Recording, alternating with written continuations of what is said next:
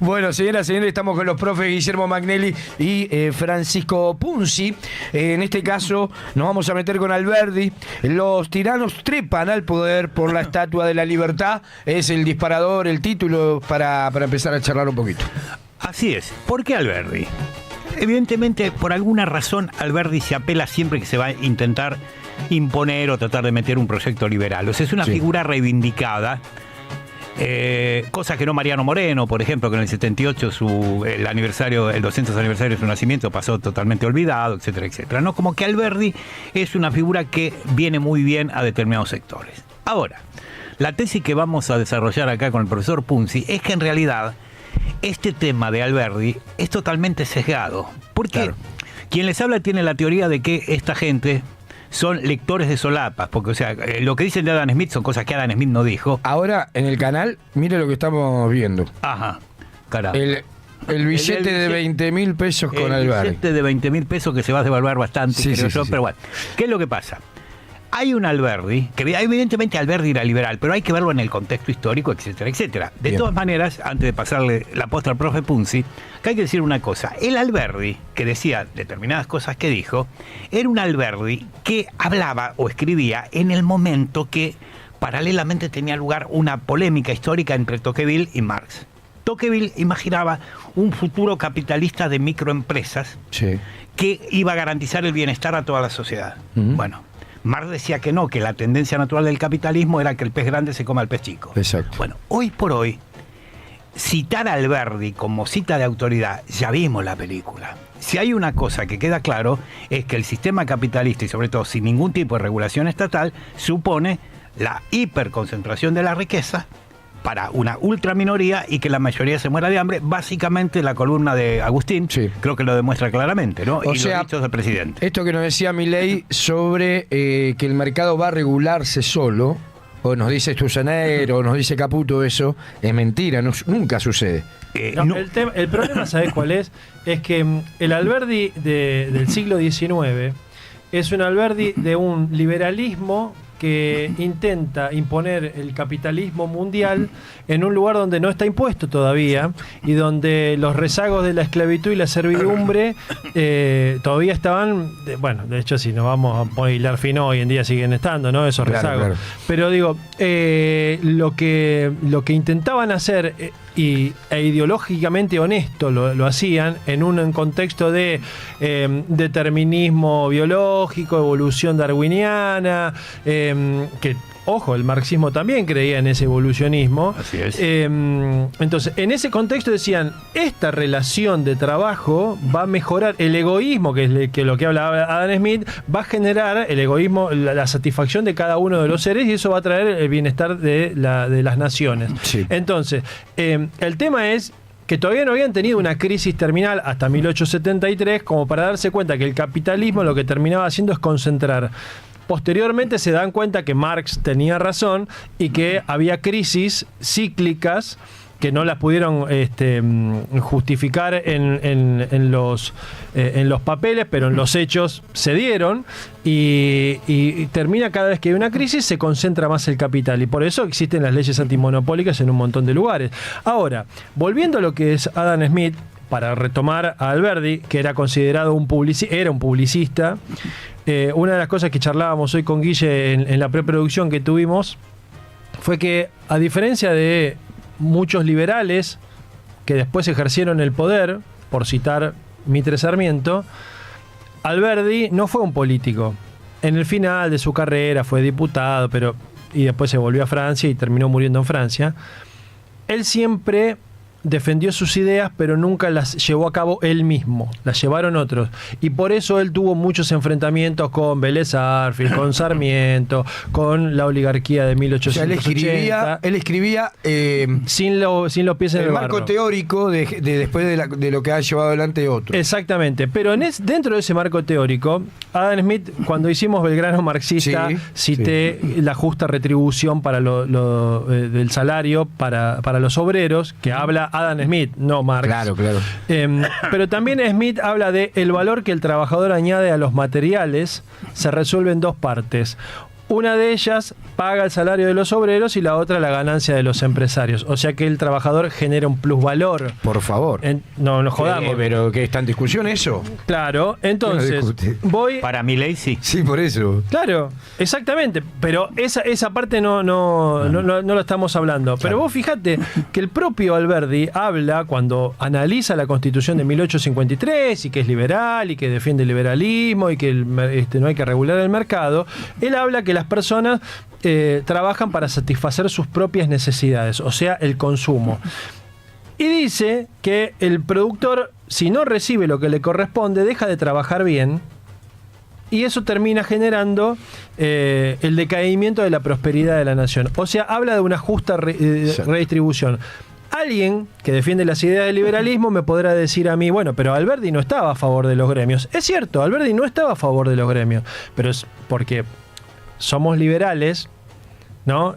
Y acá Alberdi dice que las condiciones para regular el precio del salario se tienen que dar pura y exclusivamente entre las dos partes contratantes, sin terceros.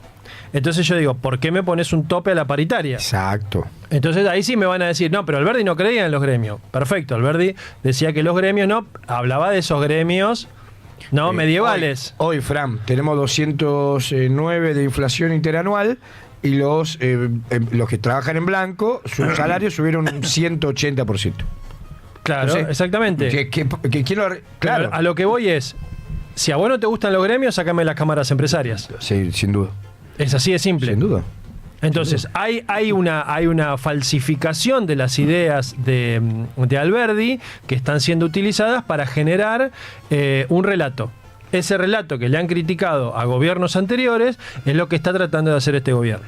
Claro, porque ¿qué es lo que pasa? Hay un Alberdi que sí le gusta a esta clase de cipayos provincianos que nos han gobernado a lo largo de mucho tiempo.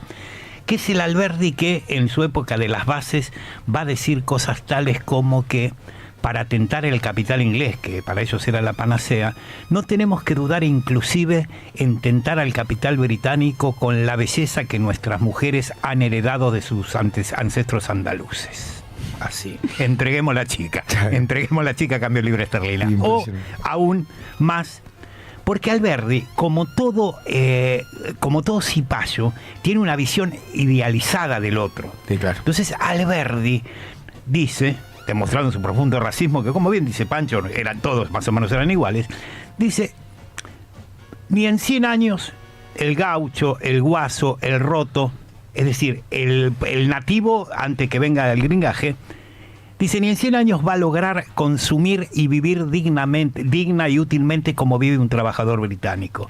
Decía Alberdi que evidentemente no tenía ni la más pálida idea de las condiciones en que vivía un trabajador británico, que te lo juro, mira, por la memoria de Milei Macri, que un gaucho en La Pampa era mucho más feliz y vivía mucho mejor. Bueno, porque las condiciones por algo de más peso. Claro, Por favor. Eran horripilantes las condiciones de vida. O sea, el Alberdi... Sí, los mártires de Chicago no pasó acá en Argentina. No pasó acá. Estamos de acuerdo. A ver, pero inclusive el Alberdi, el último Alberdi, porque por una cuestión de honestidad intelectual, no le vamos a pedir honestidad intelectual a esa gente, tampoco le vamos a pedir intelectualidad, digo. Sí, tampoco, sí, a ver, sí.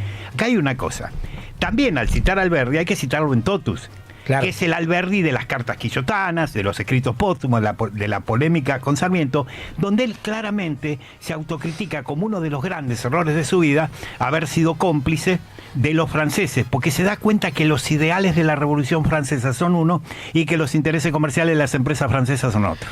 Mira, vos sabés que Alberdi, dentro de la cantidad de artículos que ha escrito, escribió uno que se llama Terroristas de la prensa. ¿Así? Si los que atropellan la ley estando abajo pueden respetarla estando arriba. ¿Por qué es eso? Porque hubo exiliados de Rosas que tuvieron una prolífica vida de escritores y que posteriormente, Mitre Sarmiento, ejercieron la primera magistratura. Sí. Entonces, primero fueron periodistas. Claro. ¿Vos conocés a alguien en los medios que después fue presidente? Te lo dejo ahí. Entonces, en un momento, la frase que pusimos de título, que la leímos en el primer bloque, la precede la siguiente: no pueden ser amigos de la libertad los que ejercen el libertinaje de la prensa, y no pueden ejercer fielmente el poder quienes ejercen infielmente la libertad.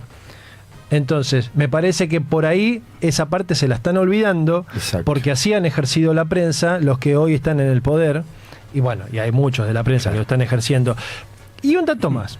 Y también lo pueden meter con las redes sociales. Ah, también, no, Este pero ni marco- hablar. Se puede decir a grande rasgo era como la revolución de los ricos, algo de lo que se Claro, quiere reinstalar. lo que pasa es que vos fijate esta cuestión de determinismo ideológico, que de la época te lo puedo justificar, que en todo caso Noemí Klein con la doctrina del shock dirá que es la única salida, Claro. que esto es lo que está pasando hoy, nos dicen que la única salida es esta. El liberalismo de esa época también pensaba que era la única salida para el bienestar social, eran ellos, y lo otro era considerado barbarie, pero la salida tenía que ser esta, y lo barbarie era lo salvaje, lo sanguinario, y Rosas era eso. Ahora, ¿usted sabía que el señor Alberdi fue secretario de Lavalle cuando Lavalle estuvo exiliado en Uruguay? ¿Y que apoyó la invasión de Lavalle con las tropas francesas? ¿Pero sabés por qué dejó de ser secretario de Lavalle? Porque Alberdi le hizo una crítica sobre su estrategia militar, que no debía invadir por el norte de Buenos Aires, sino por el sur, donde estaba el Movimiento Libres del Sur. Y después le va a hacer otra crítica de la estrategia militar, que no tenía que invadir, ahora no recuerdo el lugar, bueno, ya la voy a recordar, sino por otro lado. Entonces, listo, no me meto más y me voy de acá. Entonces ya me quedo bien conmigo mismo. Estoy tratando de buscarla, pero bueno, evidentemente no la encuentro lo de Lavalle. Pero es eso lo que pasa. Alberdi nunca fue un político, más allá del final de su carrera. Publicista era. Era un publicista, no estaba mal visto igual, ¿eh? Hay que entenderlo en esa misma época. Y ha llegado cada uno.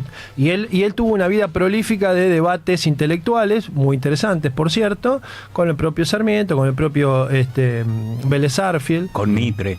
con el mismo Mitre. Claro. Entonces, digo, a lo como que liberal. A lo que iba es a lo siguiente. Rosas era un salvaje bárbaro, Bien. porque utilizó la mazorca, persiguió políticamente. Ok, perfecto. ¿Qué decía ¿Y Roca? ¿Qué decía Roca? No, pero ¿usted sabe lo que hizo Lavalle antes de Rosas?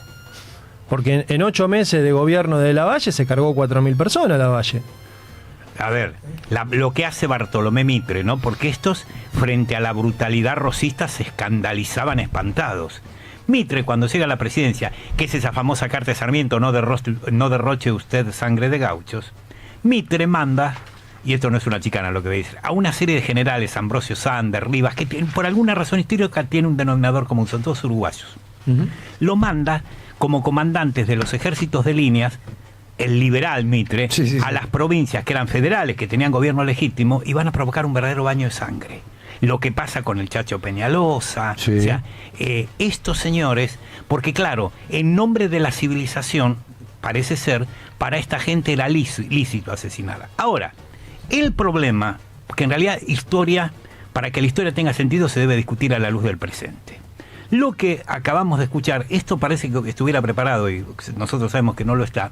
Lo que acaba de decir don Javi Cepam, del famoso mito de el derrame. Nosotros sabemos que el único derrame es un derrame cerebral para lo que laburamos con esta gente, eso no cabe ninguna duda. Y no es bueno. Porque esto está probado. Porque ahí Pancho estuvo pidiendo un tema que tenía razón, las manos de Filippi, que habla de un gran problema que tiene el capitalismo, la ley de la tasa de ganancia decreciente. Ese es el problema. Y la única manera es, ante cada crisis, ajustar más. Bueno, era lo que decía también Arana, que no hay nada más inmundo que lo que a vos te sobra otorgárselo a otro. Pero vos fíjate, porque siempre se acusa al otro muchas veces de lo que es uno, consciente o inconscientemente. Sí, claro. Señalamos. Claro, los niveles de violencia que hay hoy en día son realmente alarmantes,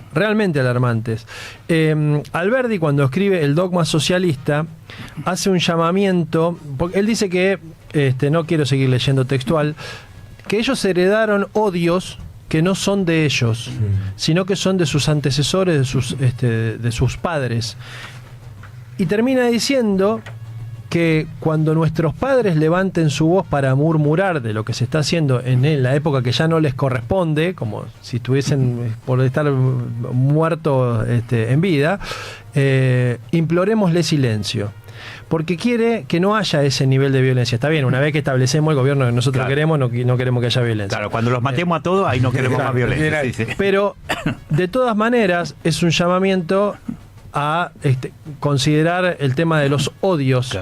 porque no se puede vivir con ese estado de violencia. Y no se pudo vivir con ese estado de violencia ni con Lavalle, ni con Rosas, ni con Mitre, que se las mandó, y no estoy hablando de la guerra del Paraguay.